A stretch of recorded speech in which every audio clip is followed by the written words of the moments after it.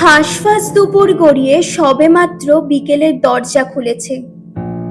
হন্তদন্ত হয়ে আশ্রয় নিলাম নন্দন ফোয়ারার ধারে ছায়াতরু বাঁধানো চত্বরে।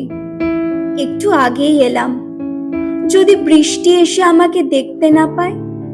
প্রায়ই সে আগে, আমিই পরে আসি।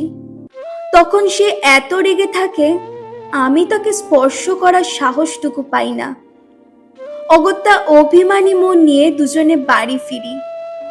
সহজ সরল করার জন্য তাকে ফুচকা খাওয়ার কথা বলি, আইসক্রিম খাওয়ার কথা বলি, আলু রোল, কাটলেট, আরো কত কি।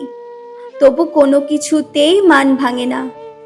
আজ আমি আগে, মানে নিশ্চয়ই তার দিল খুশ।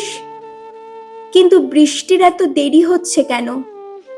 না, অধৈর্য নয়, আস্তে আস্তে আলোকময় হয়ে উঠেছে রবীন্দ্র চত্বর।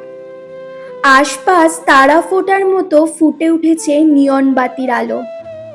হঠাৎ পূব আকাশের মেঘটা ভারী হয়ে কালো দৈত্যাকারে খুব দ্রুত ছুটে আসছে। একটু পরে আকাশময় ছেয়ে গেল, হারিয়ে গেল তার নীল অস্তিত্ব। একটু ঝড়, একটু বিদ্যুতের ঝলক, গর্জন, অবশেষে বৃষ্টি এলো। হাত বাড়িয়ে তাকে আমন্ত্রণ জানালাম, স্পর্শ করলাম, তবু আমি অভিমান করলাম না। আমি যে পুরুষ। এখন আমি বৃষ্টির হাসিতে, আনন্দেতে ভিজছি, শুধুই ভিজছি।